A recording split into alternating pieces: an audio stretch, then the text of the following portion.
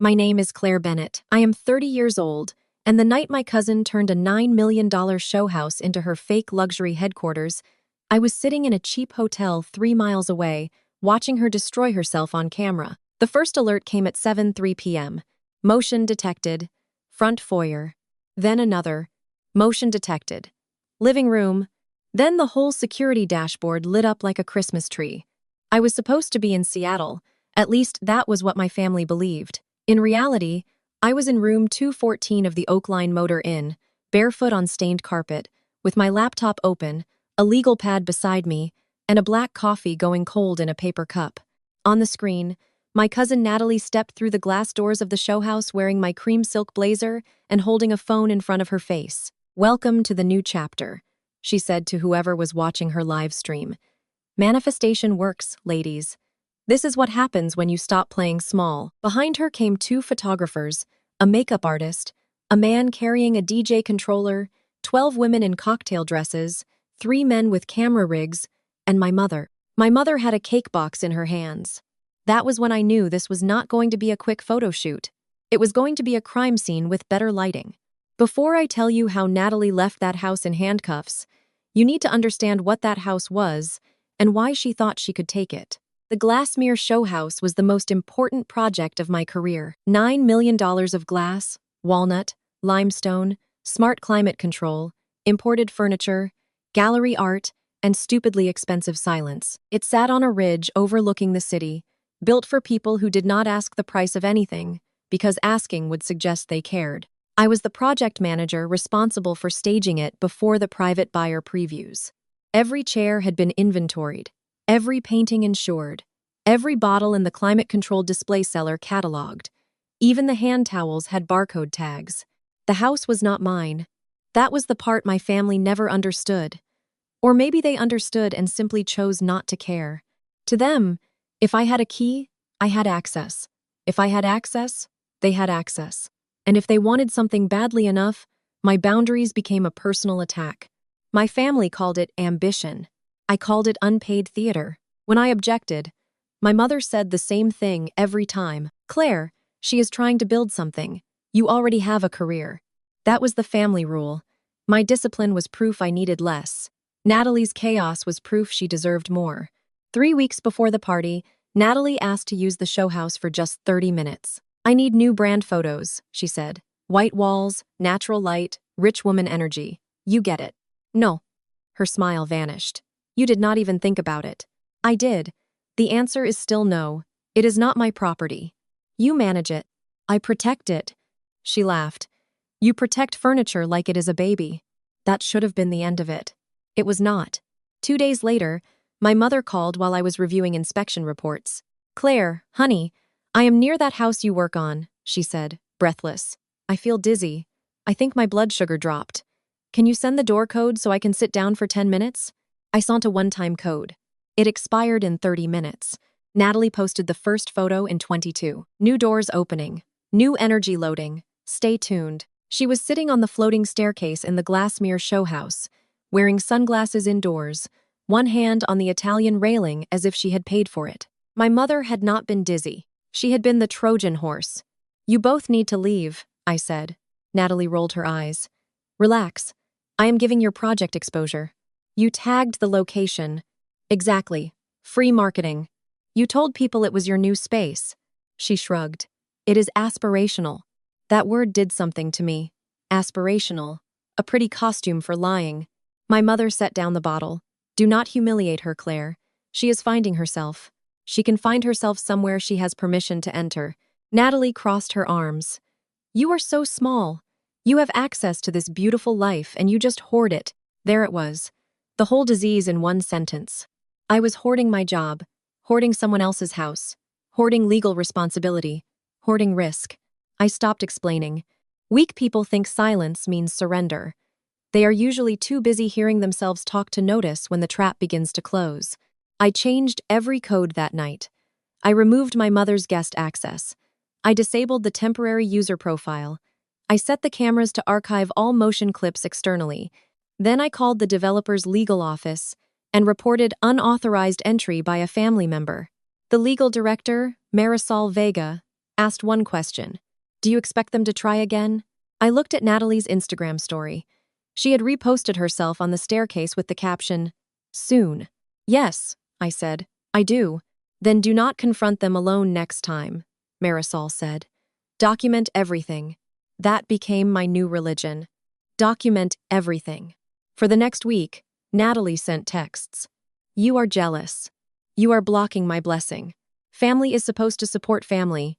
My mother called twice. I did not answer. She left one voicemail saying, I hope you never need help from anyone, Claire. I almost laughed. I had needed help my whole life.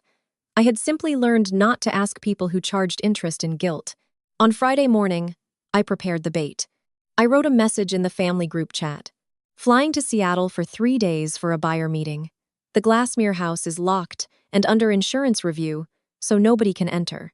Please stay away. I cannot risk confusion before next week's asset audit. I read it twice before sending. A normal person would see a warning. Natalie would see an opportunity. That was the difference between us. I heard rules. She heard dares. I packed a small overnight bag, drove to the Oakline Motor Inn, checked in under my middle name, and connected to the security feed. Then I waited. I wanted to believe she would prove me wrong. I wanted one clean week where my family respected a locked door. But wanting is not evidence, and I had finally chosen evidence over hope at last. At 7:03 p.m., she arrived. By 7:20, the living room had been rearranged into a launch party set. A neon sign leaned against the fireplace. Natalie Rose Studios. She did not own a studio. She did not own the sign either, apparently, because I heard the delivery driver ask for the remaining balance and watched my mother pay him in cash. Natalie twirled in front of the camera. Tonight is about stepping into ownership, she announced. I used to wait for permission. Now I create my own table. She was standing beside a dining table worth $22,000 that belonged to a developer named Warren Holt. Sentence 1. Some people do not want a seat at the table. They want to steal the table and call it healing.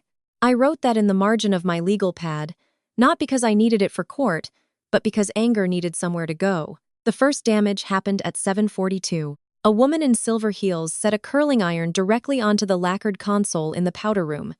Burn mark. Estimated repair, $1,200. At 8:05, 2 guests opened the display cellar. Natalie clapped. Oh my God, yes, bring the good stuff. The good stuff was not hers. 4 bottles of Bordeaux, 1 vintage champagne, and a small batch Japanese whiskey disappeared into plastic cups. I entered the numbers into my spreadsheet. Alcohol inventory, $6,300. At 8:31, someone dragged a boucle sofa 6 feet across walnut flooring to create better flow. The legs carved pale scars into the finish. Floor repair, estimated $9,000. At 8:44, Natalie took off my blazer and tossed it onto a wet bar covered in spilled cranberry juice. Personal property, $780. I did not cry. I did not call. I did not give them the pleasure of turning my pain into background noise. Sentence 2.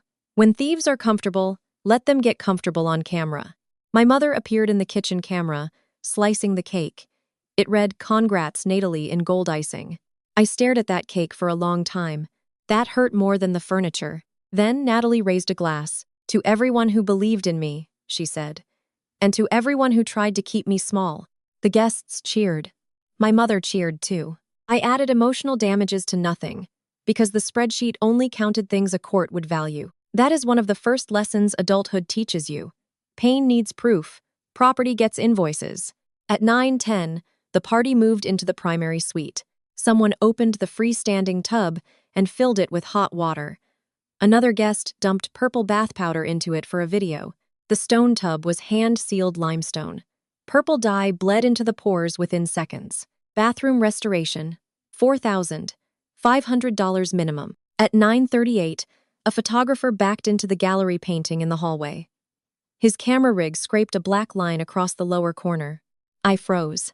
That painting was on loan from Alvarez Gallery, insured at $14,000. The total crossed $40,000. I sat straighter. At 10:02, Natalie decided to film her founder speech on the mezzanine. She stood beneath the blown glass chandelier and told a room full of strangers, This house represents everything I have survived. She had survived nothing in that house, except the inconvenience of being told no. One of the men opened a champagne bottle.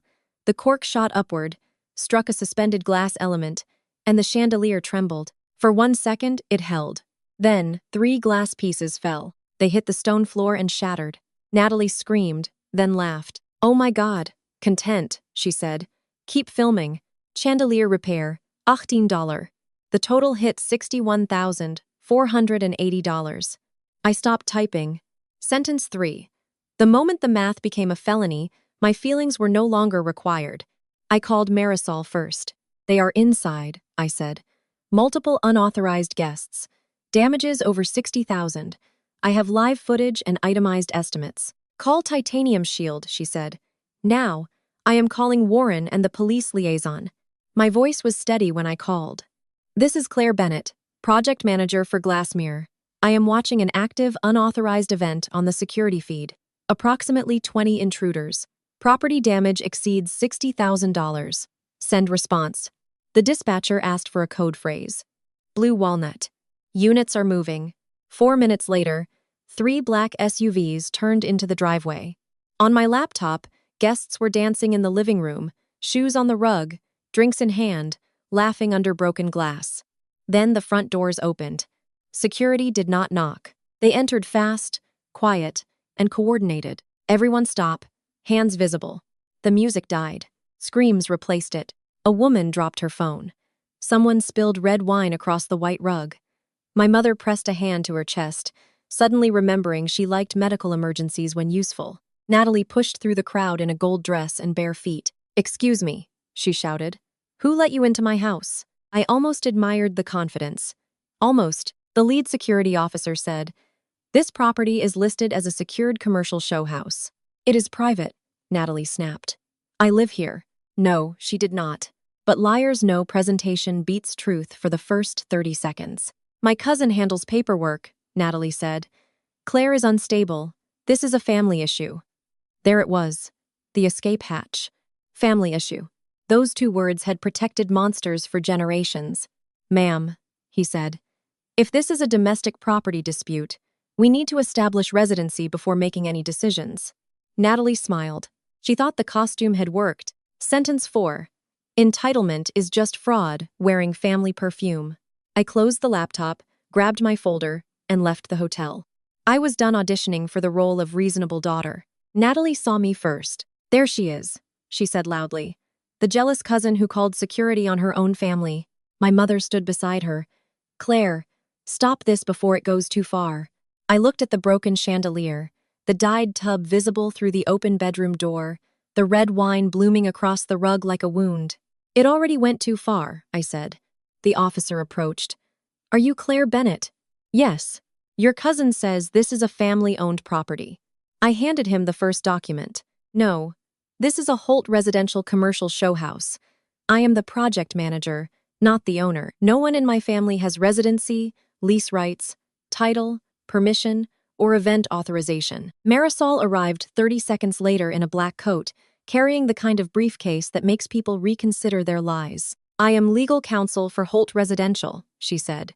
"We are pressing charges." Natalie's face changed. "Not guilt. Calculation." "Claire gave me permission," she said. "No," I replied. She sent a code. My mother requested a medical entry code under false pretenses last week.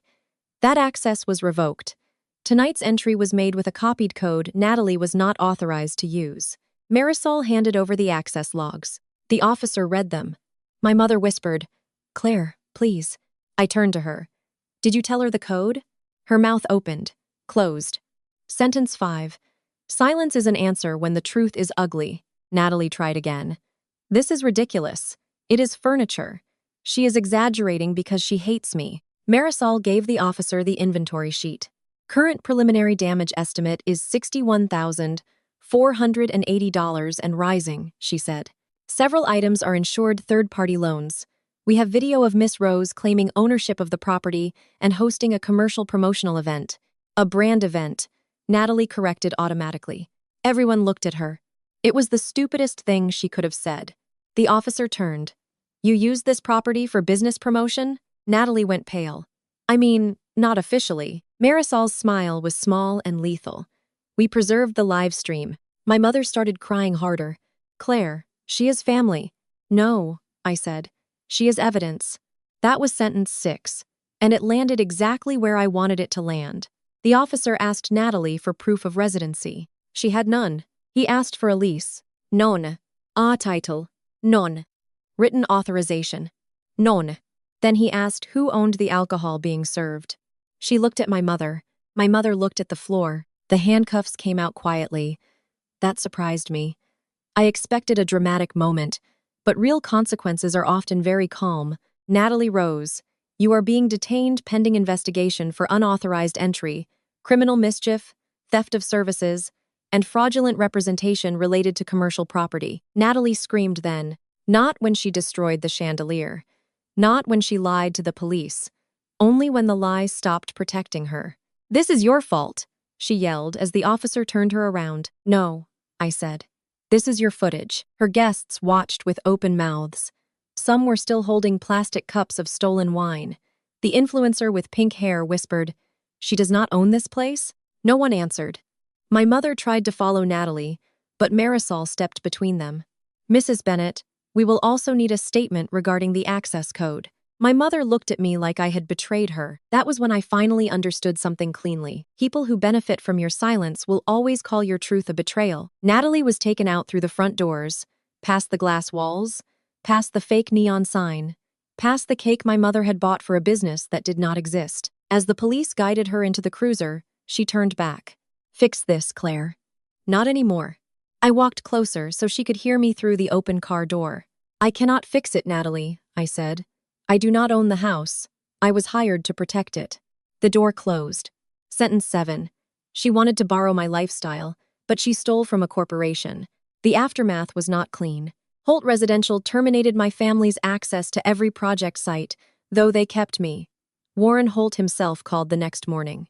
I expected anger. Instead, he said, "You protected the asset." That was the first time in 2 weeks someone saw what I had actually done. Courtrooms do not care about vibes.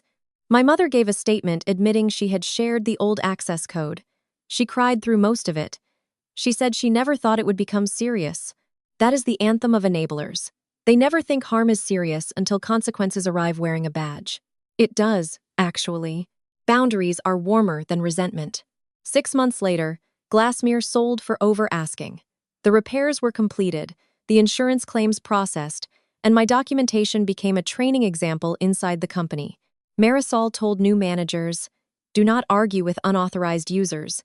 Preserve evidence." I pretended not to be proud. Natalie took a plea: probation, restitution, community service, and a criminal record that made brand partners vanish faster than her fake followers. I did not need to leak anything. People who build their lives on performance eventually meet an audience they cannot block. Family should not require you to become smaller so someone else can feel destined. That is what I learned. Stop explaining your locked doors. Stop apologizing for owning keys. Stop confusing guilt with love. Natalie thought the showhouse was a backdrop for her rise. She was right about one thing. It was a stage. But I was the one who controlled the lights.